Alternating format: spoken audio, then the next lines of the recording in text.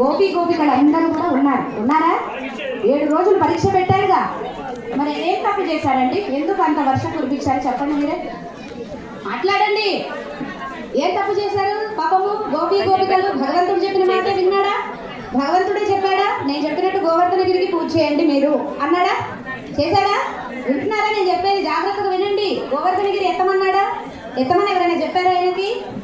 గోవర్ధనగిరికి పూజ చేయండి, ఆయన మీకు అన్నీ కూడా నీళ్లు వర్షం ఇదంతా కురిపించేది ఎదురుకుండా కొండని కనిపించి ఎక్కడో చేస్తారు, ఎందుకు దీన్ని చేయండి అన్నాడు. మరి భగవంతుడు చెప్పిన మాటే విన్నారు కదా, ఎందుకు 7 రోజులు వర్షం కురిపించారు? నాస్తికులు, హేతువాదులు, భగవంతుడు అంటే తెలియని వాళ్ళు, గురువుని నమ్మని వాళ్ళు అంతా ఇలానే మాట్లాడతారు. అలా మాట్లాడతారు కదా, వాళ్ళందరికీ మన సమాధానం చెప్పాలి. మీకు తెలిస్తేనే కదా చెప్పడానికి. అవునా? తెలుసా మీ అందరికీ? సమాధానం చెప్పండి. మరి భగవంతుని మీరందరూ నమ్ముతున్నారు కదా, గోవర్ధనగిరిని ఆయన ఎత్తాడు. ఎందుకు ఎత్తాడు? వర్షం కురుస్తూనే ఉంది. ఆ వర్షం కురుస్తూనే ఉంది కాబట్టి, వర్షం ఎందుకు కురిసింది? పూజ చేశాడు కాబట్టి. మరి దేవతలు వాళ్ళందరూ ఒకటేగా, ఆయన చెప్పినట్టు వినాలిగా దేవతలు. ఇంద్రుడు ఎందుకు చేశాడు అలా? పరమాత్మ ఎందుకు గోవర్ధనని ఎత్తాడు? దానికి అర్థమే భగవద్గీతలో చెప్పాడు ఆయన. అనన్యాశ్చింతయంతో మాం ఏ జనాః పర్యుపాసతే తేషాం నిత్యాభియుక్తానాం యోగక్షేమం వహామ్యహం. నీకెందుకు? నేను చూసుకుంటా. నీకు ఏది కావాలి? అన్నం కావాలా? తిండి కావాలా? బట్ట కావాలా? గుట్ట కావాలా? అంటే చేయాలి. నీకు ఏది కావాలంటే అది ఇస్తా. అందుకే గోవర్ధనగిరిని ఎత్తాడు, 7 రోజులు కాపాడాడు. నమ్మాలి కదా, నమ్మారు కదా. భగవంతుడిని నమ్మిన వాళ్ళు ఎవరైనా సరే భగవంతుడు ఉద్ధరిస్తాడు. ఆయన ఎదురు చూస్తున్నాడు మన కోసం, తాడేసి ఎదురు చూస్తున్నాడు. మనం ఏం చేస్తున్నాం? ఆ తాడు కాకుండా మిగిలిన చుట్టుపక్కల ఉన్న తాళ్ళన్నీ పట్టుకుంటున్నాం. అసలైన తాడుని వదిలేసాం. భగవంతుడు ఇచ్చిన తాడుని, భగవద్గీత అనే తాడుని వదిలేసి ఏవేవో ఊరేగుతున్నాం. అవునా? ఏ తాడు పట్టుకోవాలి మనందరం? ఆ భగవద్గీత అనే తాడు పట్టుకుంటే సంసారం అనే సముద్రం, భయంకరమైన సముద్రం. ఎంత పెద్ద సముద్రం, ఎంత పెద్ద చెట్టు, మామూలు ఊర్ధ్వమూలమధశాగం అశ్వత్థం ప్రాహురవ్యయం ఛందాంసి యస్య పర్ణాని యస్సం వేద స వేదవిద్ చెట్టు ఉందంట. రావి చెట్టు, అశ్వత్థ వృక్షం తలక్రిందులుగా ఉందంట. దాని మీద కొన్ని కోట్ల లక్షల కోట్ల కొమ్మలు, దానికి కొన్ని లక్షల కోట్ల ఆకులు, వాటికి చిగురించే చిగురాకులు.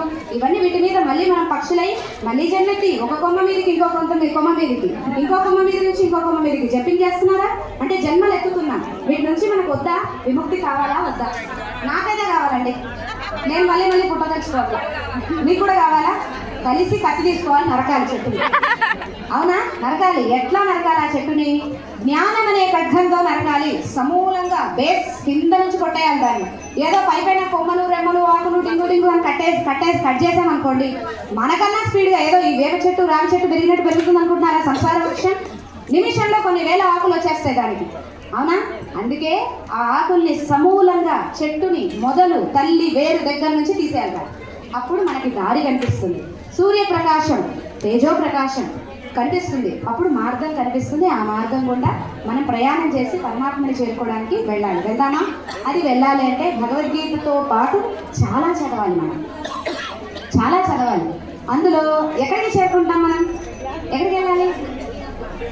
చాలా లోకాలు ఉన్నాయి కదా, 14 లోకాలు ఉన్నాయి. అతల వితల సుతల రసాతల మహాతల పాతాల కింద లోకాలు, పైన ఇంకా చాలా ఊర్ధ్వలోకాలు 7, కింద అధోలోకాలు 7. ఇవి 14 లోకాలు కాకుండా పైన ఇంకా చాలా లోకాలు ఉన్నాయి. ఏ లోకానికి వెళ్ళినా క్షీణే పుణ్యే మధ్య లోకం విశంతి, కింద పడిపోతాం. ఫైనల్ గా అక్కడికి వెళ్ళాలి. అక్కడికి వెళ్తే ఇంకా తిరిగి రాకూడదు. అక్కడికి వెళ్దామా? ఎవరెవరు నాతో పాటు వస్తారు? అక్కడికి వెళ్ళాలి. అక్కడ ఎవరు ఉంటారు అంటే అమ్మవారు ఉంటారు. అమ్మవారు మణిద్వీపం.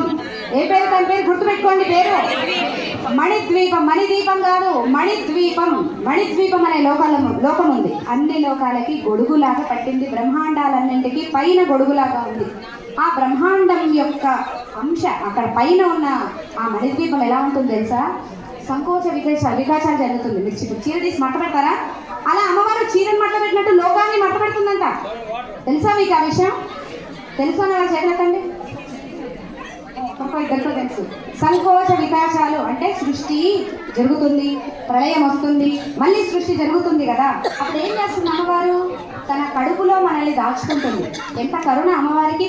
అవ్యాజ కరుణామూర్తి అజ్ఞాన ధ్వాంతదీపిక అవ్యాజ కరుణామూర్తి కదా. ఎంత దయ అంటే ఆవిడ సంకోచ వికాసం చీరని మడతబెట్టిన లోకాన్ని మణిద్వీపాన్ని మడతబెట్టి ఆమె తీసుకెళ్ళిపోతుందంట, మాయమైపోతుందంట. మళ్ళీ సృష్టి జరిగినప్పుడు మణిద్వీపం వస్తుందంట. ఆ లోకం ఏమిటి, దాని కథ ఏమిటి, దాని అంతరార్థం ఏమిటి, అదంతా తెలుసుకోవాలని బాలస్వామీజీ మణిద్వీప వర్ణన చదవమని చెప్పారు. నాకు చెప్పారు, నేను చదివాను, చాలా మందికి నేర్పుతున్నాను. ఆ మణిద్వీపం ఎవరైతే చదువుతారో వాళ్ళకి కష్టాలన్నీ పోతాయి, మొత్తం కష్టాలన్నీ పోతాయి. మణిద్వీపం అంటే మీరు అనుకున్నట్టు అదేదో పాడతారు కదా, భువనేశ్వరి జనించే మణిద్వీపము, ఇది కాదు మణిద్వీపం అంటే. భువనేశ్వరి సంకల్పమే జనించే అది ఏ మణిద్వీపం, ఇది కాదు మణిద్వీపము. అది నాలాంటి వాళ్ళు మీలాంటి వాళ్ళు ఏదో పాటలాగా రాశారు. మణిద్వీపం అంటే అది కాదు. మణిద్వీపం అంటే దేవీ భాగవతంలో చివరన ఉన్న 283 శ్లోకాలు, అది మణిద్వీపం అంటే. ఆ శ్లోకాలు కనుక చదివితే అమ్మవారి లోకానికి వెళ్తారు మీరు. అర్థమైందా? ఆ శ్లోకాలు రావాలంటే ముందు భగవద్గీత చదవాలి, మెట్లు అన్ని వరుసగా మెట్లెక్కుతూ రావాలి. ఆ శ్లోకాలు మీరు చదవాలి, నేర్చుకోవాలి అనుకుంటే బాలస్వామి చెప్పారు, ఎవరైతే మణిద్వీప వర్ణన పట్టుకుంటారో వాళ్ళకి అనుకోనిదంటూ ఏమీ ఉండదు, జరగనిదంటూ ఏమి ఉండదు. నాకు ఒక చిన్న సమస్య వచ్చింది, వస్తే ప్రతిసారి నేను స్వామిజీకి వెళ్ళి చెప్పను అన్ని విషయాలు, కానీ అది ఏంటో అది విసిగిస్తుంది ఆ సమస్య నన్ను.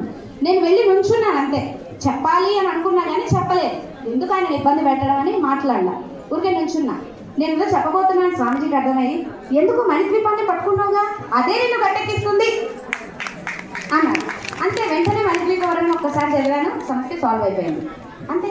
అంటే మణిద్వీప వర్ణనలో ఎంత శక్తి ఉంది అక్కడ అర్థమైపోతుందా? స్వామీజీ రోజు పూజ చేసేది మణిద్వీపమే, శ్రీచక్ర పూజ అంటే ఏంటి? మణిద్వీపంలో ఉన్న అమ్మవారికి ఎలా పూజ చేస్తారో స్వామీజీ ఎలా పూజ చేస్తున్నారు, మణిద్వీపంలో వెళ్ళి రోజు పూజ చేసి వస్తున్నారు. అందుకే ముద్రా దేవత, రాగరాగిని విద్య, అవన్నీ కూడా శ్రీచక్రార్చన, శ్రీ విద్యోపాసన అంటారు. ఇదంతా మామూలు మన మనుషులకు అర్థమయ్యే విషయం కాదని, కేవలం ఆయనే చేయగలుగుతారు. ఎందుకు అంటే శ్రీ విద్యోపాసన చేసే మహాత్ములలో ఒకానొకరు శ్రీ గణపతి సచ్చిదానంద స్వామీజీ, దత్తాత్రేయుల యొక్క అవతారం ఆయనకి మాత్రమే తెలుసు ఈ విషయాలన్నీ. కానీ మనందరికీ కూడా తెలియపరచాలి, చెప్పేవాళ్ళు ఎవరు లేకపోతే ఎవరు తెలుసుకోరుగా. అందుకే ఆ మణిద్వీప వర్ణన, సౌందర్య లహరి, శివానంద లహరి, భగవద్గీత, ఇవన్నీ టైం దొరికినప్పుడల్లా ఆ పేజీ ఈ పేజీ అదో కాస్తైనా చదివితే ముందుకు వెళ్తాం. ఓకేనా? ఆ పుస్తకాలన్నీ